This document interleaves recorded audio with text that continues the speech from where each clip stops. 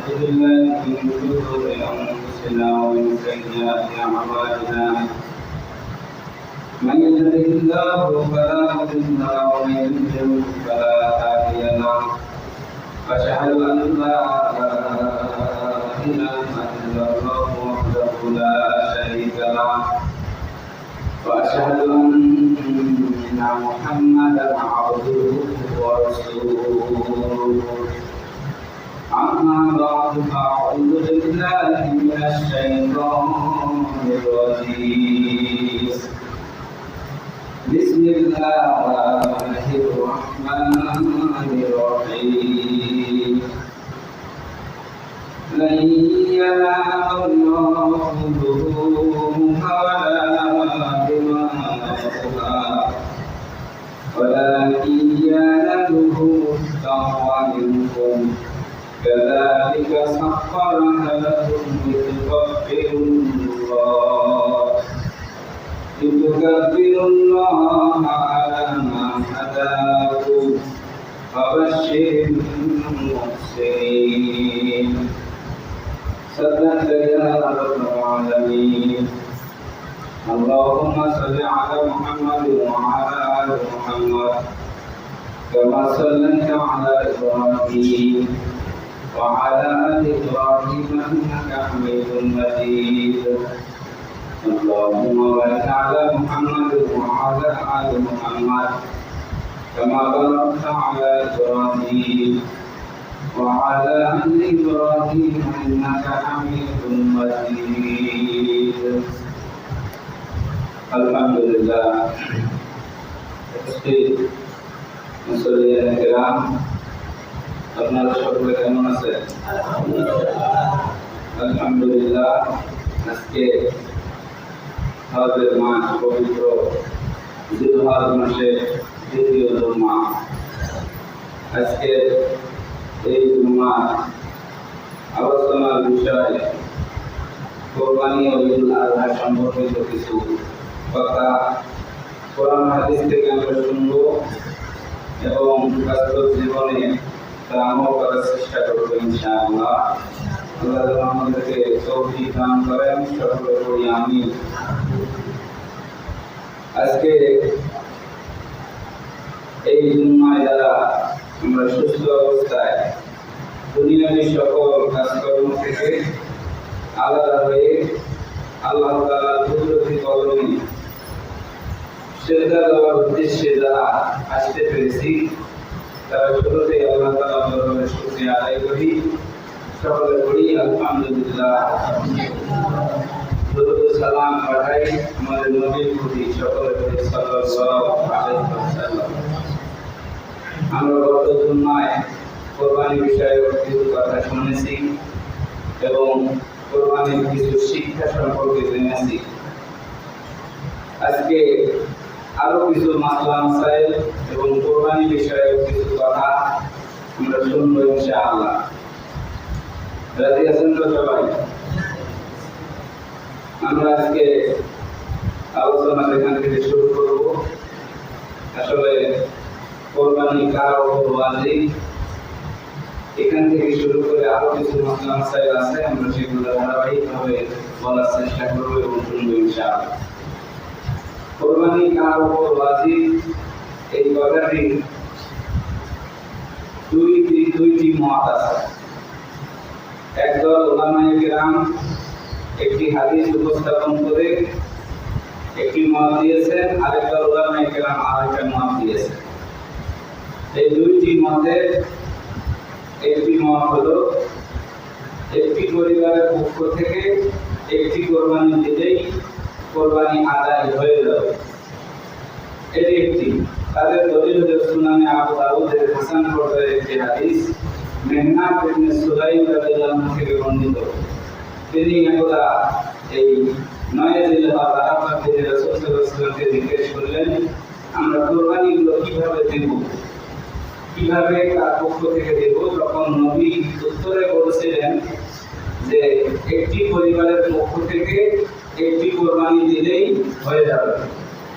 সেটি যেমন একটি পরিবারের 4 জন কি 5 জন ভাই আছে, আছেন এমন আবার বাবাও জীবিত আছে, সেক্ষেত্রে বাবার একটা ভাগ হয়, বাকি 5টা ভাই 5টা ভাগ হয়। এমনটা না করে যদি বলা যায় যে ভাই এবং বাবা সবাই মিলে যেহেতু একটা পরিবার, সেহেতু সবাই 10,000 করে টাকা দিবে, কিন্তু কোরবানিটা হবে শুধুমাত্র বাবার পক্ষ থেকে। শুধুমাত্র বাবার পক্ষ থেকে যদি কোরবানি হয় এবং বাকি 5 ভাই যারা আছে তারা যদি বাবাকে কিছু টাকা দিয়ে সহযোগিতা করে, সেক্ষেত্রে ওই পরিবারের পক্ষ থেকে একটি গরু কোরবানি দিলেই পরিবারের কোরবানি কি হবে, আদায় হয়ে যাবে। এটা একটা মত।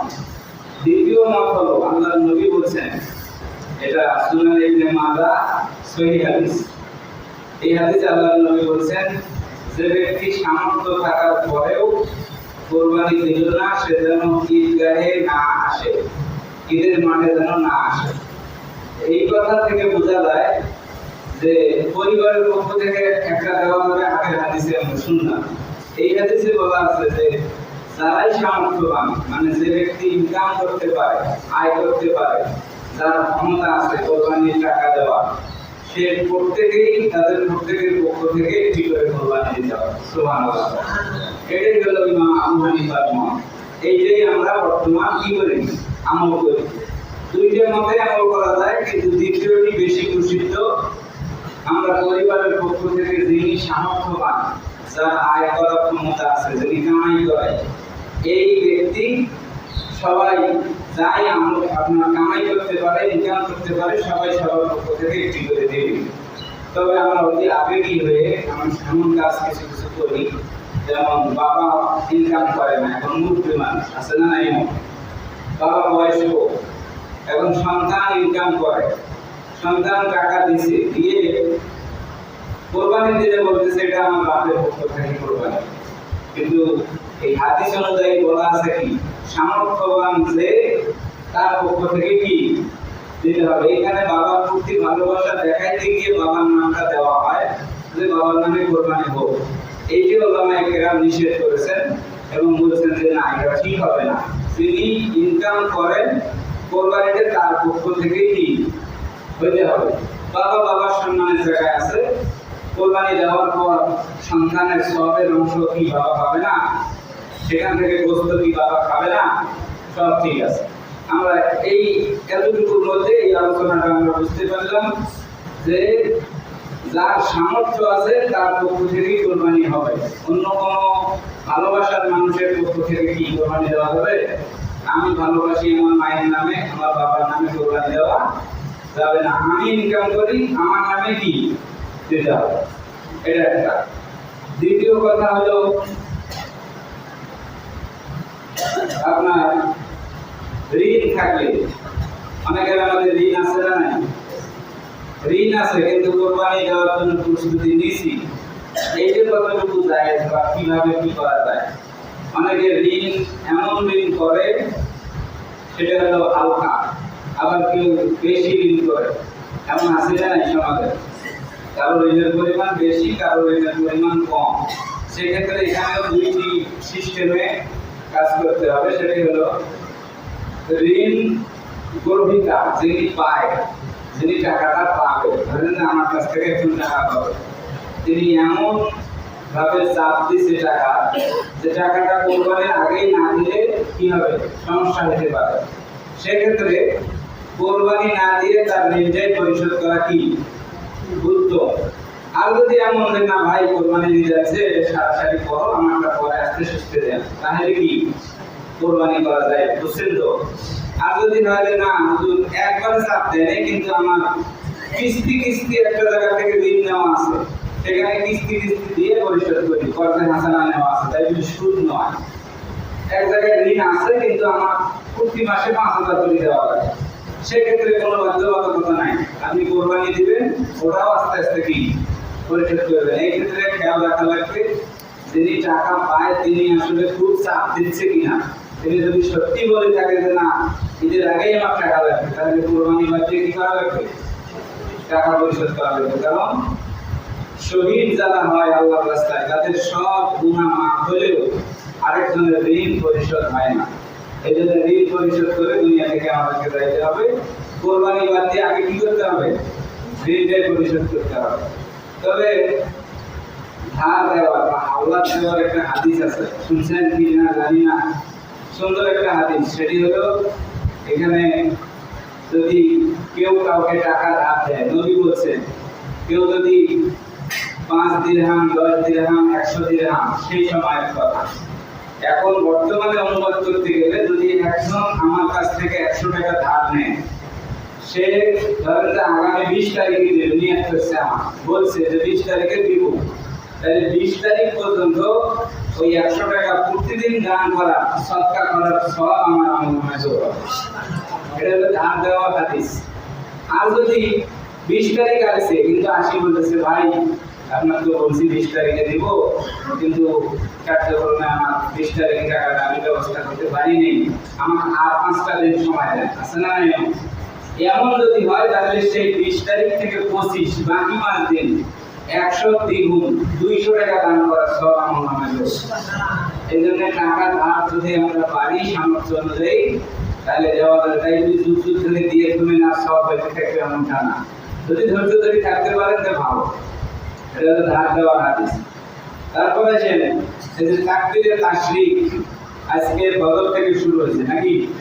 বদর থেকে শুরু করে 9, 10, 11, 12 4 দিন কয়েকটা নামাজ, 4 ভাষা 20, আর পরের দিনে ফজর, যোহর, আসর কয়েকটা হলো 23 ওয়াক্ত। এই 23 ওয়াক্ত নামাজের পরে অন্তত একবার পুরুষেরা ধরে মহিলারা আসতে তাকবীরে তাশরিক পাঠ করতে হবে। এটা কুরবানির অন্যতম একটি মাসলা বা বিধান। এখন 7 ভাগে কোরবানির ক্ষেত্রে কত জন্মায় বলছিলাম, 7 ভাগে কোরবানির ক্ষেত্রে 7 জনেই নামাজি হলে উত্তম, অবশ্যই উত্তম, অবশ্যই এটা হওয়া দরকার। কোনো কারণে একজন যদি বেনামাজি হয়, তার কারণে ভাগটা দেওয়ার সমস্যা হইতেছে, সেই ভাই বা সেই ব্যক্তি নামাজ কি মাফ আছে? সে যদি চায় ভাই এতদিন যা ভুল হয়েছে হয়েছে, আজকে থেকে তওবা করলাম, 5 ওয়াক্ত নামাজ আজ থেকেই শুরু করলাম, আমার অন্তত ভাগত নেন, তাহলে নেওয়া যাবে কি না? যদি তওবা করে। আর যদি কয় না নামাজের হিসাব নাই আমার, ওরা আমি ওয়াদা করতে পারি, সেক্ষেত্রে ওই এখন বাকি 6টা পুঁজি নিলে যে মোর মতো বেনামাজি 6টা কে কে আছে, তাহলে ওরা একটা ভাগ হবে। 6টা বেনামাজি এক ভাগ, যেহেতু সমস্যা হয়েছে বেনামাজি ধরো নিয়ে, তাহলে 6টা বেনামাজি আলাদা 6টা ভাগ হবে, 7টা, আর 7টা নামাজি একটা হবে। কোনো সমস্যা আছে? আর যদি মনে করেন না বেনামাজি কি সুদ করবে আছে না, যে সুদ করে 7টা আলাদা 7টা ভাগ। কিন্তু যদি কোন না ঘুষখোর 7টা আছে, যে 7টা দিন ঘুষখোর একটা ভাগ, এই তো সমস্যা হচ্ছে না নাকি? মাসলা দৌড়ে হলো কি অবস্থার প্রেক্ষিতে।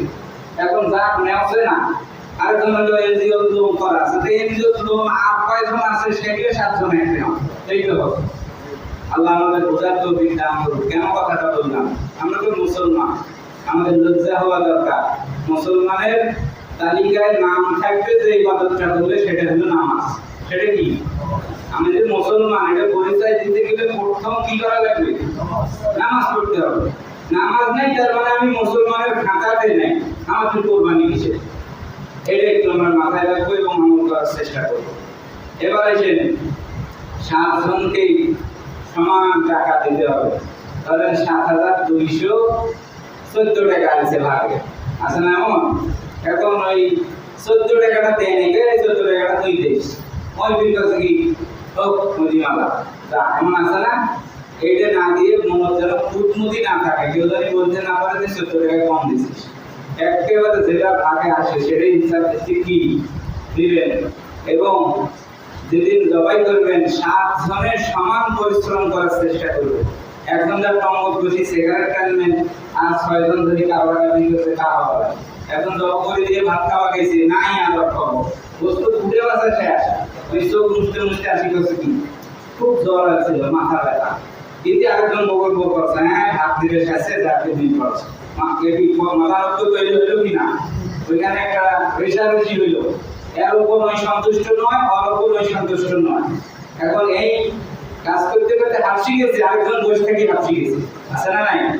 একেবারে সমানভাবে কাজ করার জন্য 7 জনকেই সেদিন প্রস্তুত থাকতে হবে।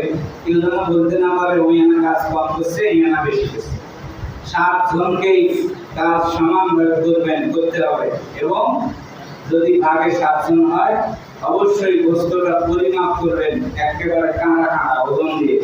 এক টুকরা হাড্ডিও যেন জানি তো পক্ষে আরেকজনের পাশে কম অথবা বেশি না যায়। সামনে না বললেও বাড়ির যা বলবে কি এটি বড় একটা গোস্তের পাতা দিচ্ছে আছে না নাই, ওই হয়তো বলতে পারে। এই জন্য ওই সুযোগটা রাখাই যাবে না। মনোমালিন্য তৈরি হয় এমন কোনো কাজ ওই ভাবে কোরবানির কি করাই যাবে না। এবার আসেন আমরা কোরবানির দিনে কোরবানির পশু শোয়ানোর পর কোরবানির পশু জবাই করার জন্য শোয়াইছি। কোন পাশ করি শোয়া লাগে? কোন পাশ করি? উত্তর দক্ষিণ করি। উত্তর দক্ষিণ করি? কোন পাশে? পশ্চিম পাশে। আর এই গলাটা কোন পাশে থাকা লাগবে? উত্তর পাশে। গলা দক্ষিণ পাশে। আচ্ছা হোক, কিবলামুখী হইলেই হইল। কিবলামুখী হইলে কি হইল? এই জবাই করার পর একটা বিষয় আছে, মানে গরু কেউ জবাই করেন নাই, শোয়াইছেন, হাত পা বান্ধা শেষ, ওটার ওপর 7 জন ধরা দিয়ে থাকা, 7-8 জন ধরা দিয়ে আছে না নাই, গরুটা যাতে উঠতে না পারে। গরুটা কষ্ট হইতেছে না, দেখেছি কিনা বলেন? হয়েছে না? কষ্ট হইতেছে না? এই অবস্থায় কিছু ভাই আছেন, হঠাৎ করে আমার একটা বার করি, হুজুর এই যে এই 7টা ভাগ আমার বাপ, আমি, আমার ভাই, আমার চাচা, আমার বেরো আছে না নাই? আচ্ছা আপনার বাপ চাচা কি দিবে চেনে না? আল্লাহ চেনে না? যারা ফেরেশতারা দায়িত্বে আছে তারা কি আপনার গ্রাম, আপনার মহল্লা, আপনার বাপ, আপনার বাপের বাপ, তার বাপের বাপ জানে কি না? আপনি যদি নিয়ত করছেন যে এই 7 জন মিলেই কোরবানিতে আমরা ভাগ দেব, সেদিন কি আল্লাহ দেখে নাই যে এই 7 জনের একারা একটা করছে? এই 7 জন মিলে কোরবানির প্রস্তুতি নিছে, এই 7 জন মিলে কোরবানিটা দেওয়া হচ্ছে, এটা আল্লাহ জানে কি না? তো ও কেন আমলনামা করতে হবে? কেন আমলনামা করতে হবে? আর এই ভুলটা আমরা করি যে হুজুর এই 7 জনের নামে দেন, কারণ নামে কোরবানি হবে? কার নামে হবে? আল্লাহর নামে। কোরবানি হইতে হবে কার নামে? আল্লাহর নামে। আমার পক্ষ থেকে দেন, এতটুকু বলতে পারেন হুজুর আমাদের এই 7 জনের পক্ষ থেকে আল্লাহর নামে কোরবানিটা দেন, বলেন ভালো করে। আমাদের পক্ষ থেকে কার নামে? আমাদের নামে বলা যাবে? অনেকে বের করে বলা যাবে যে আমার বাবার নামে, চাচার নামে, জারুর নামে, এই কয়টার নামে দেন, এটা বলা যাবে। এখন কথা হলো এমনটা কি আমরা করবো যে গরু কষ্ট পাইতেছে, শোয়াইছেন, বান্ধিছেন, ধরা দিয়ে আছেন, এই অবস্থায় আমলনামা করাটা ঠিক হবে না? যত দ্রুত জবাই করবেন তত দ্রুত কি ভালো হবে। এই জন্য ওইটা যদি করতেই চান যে হুজুর হ্যাঁ আমার নাম লেখা আছে আগে থাকি, আগে আনি হুজুরের হাতে দেবেন, সেটা আমি হোক আপনি হোক, আগে দেবেন। উনি দেখি নাম বলে হয়তো আপনাদের দেখি নেবে, দেখি এনাদের পক্ষ থেকে টাকা বললাম মিন্না অমিনকুম এইভাবে বলি তিনি জবাই করে দিলেন যে আল্লাহ এনাদের সবার পক্ষ থেকে, আমাদের পক্ষ থেকে আপনার নামে কোরবানিটা আল্লাহ কবুল করে, এইভাবে দেওয়া লাগে। এটা একটু মাথায় রাখবেন। তারপর পশুর সামনে অন্য পশু জবাই করবেন না। একটা গরু জবাই করছেন, আরেকটা কানি ওটাই শোধাচ্ছেন, পরে সামনে। আচ্ছা ওরা কি বোঝে না? গরু বাস্তব বোঝে কিনা? ছাগল বোঝে কিনা? ওদের তো কি একটা ইয়ে আছে, মানে ওনারাও যে জীব, ওরাও যে পশু, ওরাও যে জন্তু, এটা আপনাদের মাথায় রাখতে হবে যে একটা পশুর সামনে যেন আরেকটা পশু কি না করি, জবাই না করি।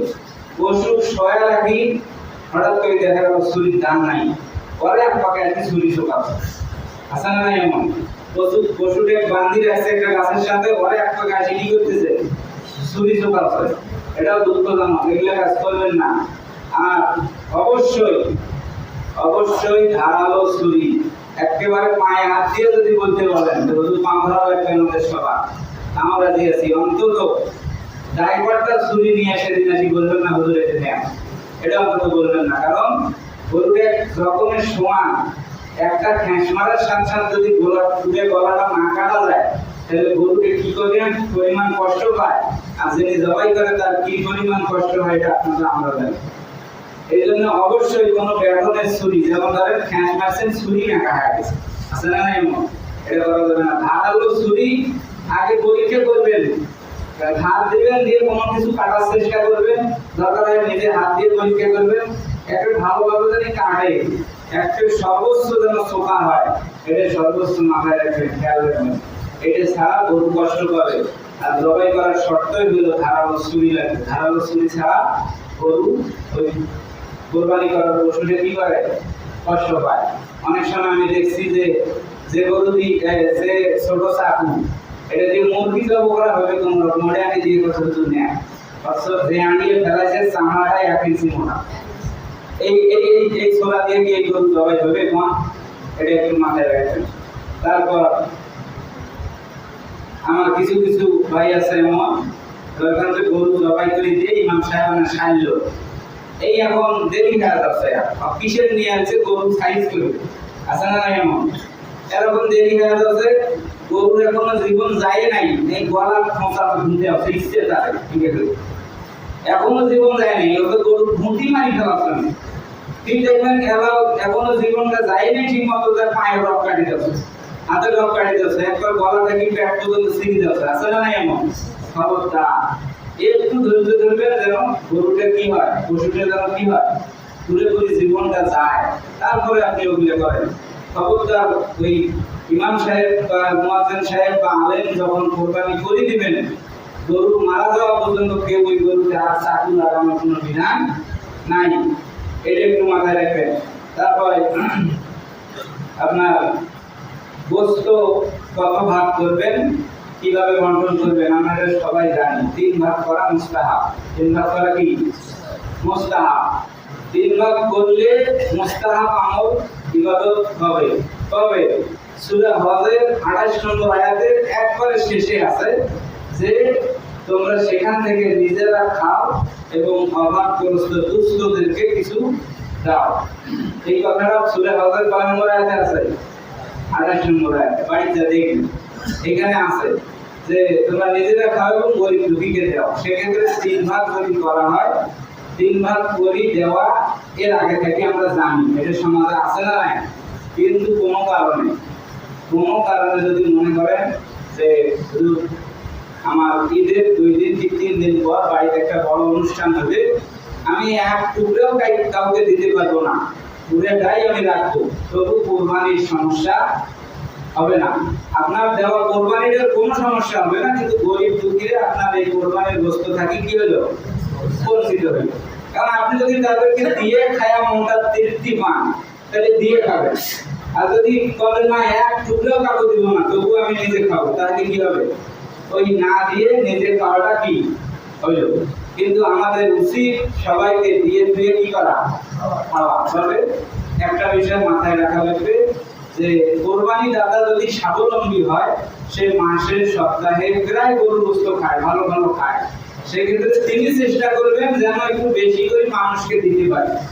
আর এমন গরিব মানুষ আছে না যে তারা মাসে ওই হয়তো 6 মাস আগে গরুর গোশত আনি খাইছে, 3 মাস আগে আনি খাইছে, এখন কোরবানি দিবে এই আশায় আছে যে কোরবানি দিলে তো সৈফল করে খাওয়া হচ্ছে, এই আশায় গরুর গোশত কিনে নাই, এমন আছে না নাই, গরিব মানুষ আছে না নাই। সেক্ষেত্রে তিনি চাইলে যে আমার বাড়িতে একটু 2-3টে বাচ্চা কাচ্চা আছে, আমি তাদেরকে নিয়ে একটু বেশি সময় ধরে কোরবানির গোশতটা খাইতে চাই, সেক্ষেত্রে তিনি একটু পরিবারের জন্য বেশি পরিমাণে রাখি, অন্য দরিদ্রদের মাঝে কম পরিমাণ বিতরণ করবেন, ঠিক আছে না নাই। এইটা হলো আপনারা একটু নিজেরাই বিবেক করবেন যে আমি আসলে আমার পরিবারকে খাওয়াইতে পারি কিনা, যদি পারেন যে মানুষকে বেশি দিবেন, আর যদি পরিবারকে কম খাওয়াইতে পারেন তো মানুষকে কম দিয়ে বাড়িতে একটু কি করবেন, বেশি করে রাখবেন। তবে 1 ভাগ আত্মীয় স্বজন, 1 ভাগ গরিব দুঃখী, 1 ভাগ নিজে, এটা নিয়ম আমরা জানি কিনা। কারণ আপনারা আত্মীয় স্বজনকে যদি দেন, সেক্ষেত্রে যদি পারস্পরিক সম্পর্ক ভালো থাকে দিবেন, কোনো ক্ষেত্রে যদি কারণ আত্মীয় স্বজন দিতে পারবো না, গরিব দুঃখীকে 1 ভাগ দিব, আমি 1 ভাগ খাবো, কোনো সমস্যা নেই, বুঝছেন তো। তারপর আছেন সমাজে একটা ভাগ আছে, এখানেও আছে কিনা জানি না, যে প্রত্যেকের গোশত থাকি একটা ভাগ সমাজে নিয়ে রাখা হয়, সেখান থেকে পুরো গ্রামবাসী অভাবী যারা আছে তাদেরকে দেওয়া হয়, আছে না নাই। এটা যদি করা হয় ভালো, তাহলে সবার খাটাখাটনিটা এক জায়গা হবে এবং ওই 1 পোয়া করে দেওয়া আছে, এখান থেকে সবাই বেশি পরিমাণে গোশতটা পাইবে। এটা একটা। আর যদি কেউ বলে না আমি আমার এক ভাগ সমাজে দেব না, আমার এই সমাজের বাইরে আরেক জায়গায় 5টা গরিব মানুষের কি আছে, আমার আত্মীয় আছে, সেই 5 জনকে আমি দিব, এই সমাজে এই ভাগটা আমি দিব না, সেটা একান্ত তার ইখতিয়ার, তার কাছে জোর করা যাবে, জোর করা যাবে না। তবে যদি কেউ মনে করে সবাই দিতেছে তা আমি দেই, সেক্ষেত্রে কোনো সমস্যা নেই। তারপরে এসেন কোরবানি করছেন, কোরবানি করা কি? কোরবানি করা কি বলেন? ওয়াজিব। জোহরের নামাজ পড়া কি? এখন এমন কিছু আল্লাহর ওলি আছি, কোরবানির গরু গোশত কাটতে গিয়ে জোহর কাটা আছে না নাই? কোরবানির গরুর গোশত উঠে বসা করতে গিয়ে আমি আর জোহরের নামাজ জামাতে পড়তে পারি নাই, পরে একাই পড়বো সেটাও পারি নাই, আসরে আজান দিতে থেকে উঠতে আছে না নাই? এমন এইটা খবরদার করবেন না। টক করি রক্ত গোশত চর্বি গায়ে আছে, হাতে ধরছে, সব ঠিক আছে, শুধু যায় একটু পরিষ্কার করি, উজুকে করি, নামাজ পড়তে কি কোনো সমস্যা হবে? গায়ে রক্ত না লাগলেই হলো, কাপড়টা রক্ত লাগছে একটু খুলি দিয়ে ভালো কাপড় পরি, নামাজটা পড়ি, আবার ওই কাপড় পরে আসি গোশত তুলে বাঁচা করে, কোনো সমস্যা আছে? এটা মাথায় রাখবেন। আরেকটা, কোরবানির 7 জনে ভাগ দিচ্ছেন, এখন 7 জনের 7টা পুরুষ মানুষ আছেন, ওই পরিবারগুলোতে 2-1টা যুবতী মা বোন থাকতে পারে কিনা, মহিলারা থাকতে পারে কিনা? এখন আপনারে ভাই, আপনারে ভাবি, দেওর ভাবি সব একাকার ভাইয়া, কোরবানির পশু মনে করেন যে ভাবি, দেওর, চাষি, জেদাই, যুবতী, মেয়ে, ছেলে সব একটা ভাইয়া কোরবানির গরুর গোশত তুলে বাছা করতেছে, এটা মনে হয় খরচ, এটা কি হারাম? এটা কি? এখানে ব্যাপারটা কোনো মেয়ে থাকতে পারবে না, কারণ কোরবানি দেওয়া ওয়াজিব, পর্দা করা কি? আপনার বউকে পর্দায় রাখা আপনার জন্য ফরজ, আর কোরবানি দেওয়া আপনার জন্য ওয়াজিব, তাহলে কোনটা বেশি? আমার বউ কেন কোরবানির গরুর গোশতের কাছে আসি, ওই হাত দুইটা পুরুষ মানুষের সাথে হাসি তামাশা করবে, গোশত উঠে বাছা করবে, কেন? একটা দিন 7 জন মিলে একটা গরু উঠে দিচ্ছেন, তবু পারবেন না কেন? ওখানে মহিলা মেশিন দরকার কি? মহিলা মানুষ ঘুড়ি নিয়ে ওই পাখি কানসির যায়, যেগুলো করা সেগুলো করবে, ঠিক আছে না নাই? এগুলো একটু মাথায় রাখবেন, পর্দার যেন কোনো খেলাপ না হয়।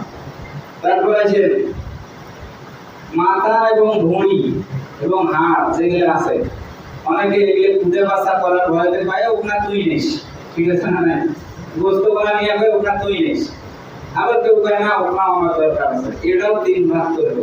কি করবে? 3 ভাগ না, 6 ভাগ অংশীদার আছে, 6 ভাগ, ওটাও কি ভূমিটাও ওই 6 ভাগ করবেন, মাথাটাও 6 ভাগ করবেন, হোক একটু দেরি, সমস্যা আছে? কেউ জানি বাড়িতে বলতে না পারে আমার ছেলের মগজ তো না খাইলে হয়, এই ব্যাগ দিয়ে আছে সেখানে ছাড়িয়ে আছে না নাই? এমন কয়েকই না বলেন, মায়েরা অনেক সময় বলে মগজের এখানে টুকলে খাইলেও তো পাইও হয়, ওদের শরীর না খাইলে, অথবা আমার বুড়ে দাঁত আছে খাইলে হয়, আছে না নাই? খবরদার জন্য বলতে না পারে যে মগজ ছাড়িয়েছিস কেন, যেখানে পাবেন সম্পূর্ণ সঠিকভাবে নিয়ে তারপর কি যাবেন। এবারে যে অংশীদারের মাঝে ইনসাফ ভিত্তিক বন্টন, যেটা মাপে পরিমাপ করে দেওয়ার কথা বললাম, সুন্দরভাবে দেবেন। তারপর গরিবদের অংশ, যেটা সমাজে জমা করাই বলেন, আর আপনি নিয়ে গেছেন নিজ দায়িত্বে, গরিবদের যেটা অংশ আছে খুব দ্রুত পৌঁছে দেবেন, কারণ গরিবরা আপনি দেওয়ার পরেই রান্না হবে, তারপর কি খাবে। কারণ আপনি কোরবানি করছেন, এর মধ্যে গোশত কুটে বাছা হয়েছে, 2-1 জন আছে, আপনি তাদের যদি সাথে সাথে কিছু দিয়ে দেন খুব বেশি অসুবিধা হবে, কয় এখন না পরে এসে জানি সময় হয় নাই, অলরেডি হয়নি। সেই ক্ষেত্রে সর্বোচ্চ চেষ্টা করবেন গরিব দুঃখীকে আগে পৌঁছানো, তারা যেন না খায় আপনার নাকের পর্যন্ত থাকি, তারপরে রান্না করে খাইবে, এমনটা যেন না হয়, বুঝছেন তো সবাই? মানে গরিব দুঃখীর যেটা হক এটা দ্রুত দিবেন, দ্রুত মানে যত দ্রুত সম্ভব পৌঁছে দেবেন। তারপর ওই আর কি, তাতেই যত দ্রুত পারেন দিবেন, এখানে জমা করার পরে যত দ্রুত পারেন দিবেন। তারপরে যে নিজের পশু, নিজের কোরবানির আপনার যেটা পশু, এটা নিজে জবাই করে কি সুন্নত, তবে এখন সুন্নত আমল করবে যায় আপনি রক্ত দেখলে ভয় পান, অথবা জব করবে ধরলে আপনার হাত কাঁপে, অথবা জব করবে কয়টা রক কাটা লাগবে, কোনটা কাটলে গরুকে তাড়াতাড়ি মারা যাবে সেটা না করি, জব করবে ধরতে রক্তের নাকি বলি আসেন, গরু দিয়ে এখন হুজুর তাড়া ধরে বেড়াচ্ছে, এমন করা যাবে না। সুন্নত আমল করতে যায় এমনটা করা যাবে না। গরু উঠি যেন দৌড় না মারে,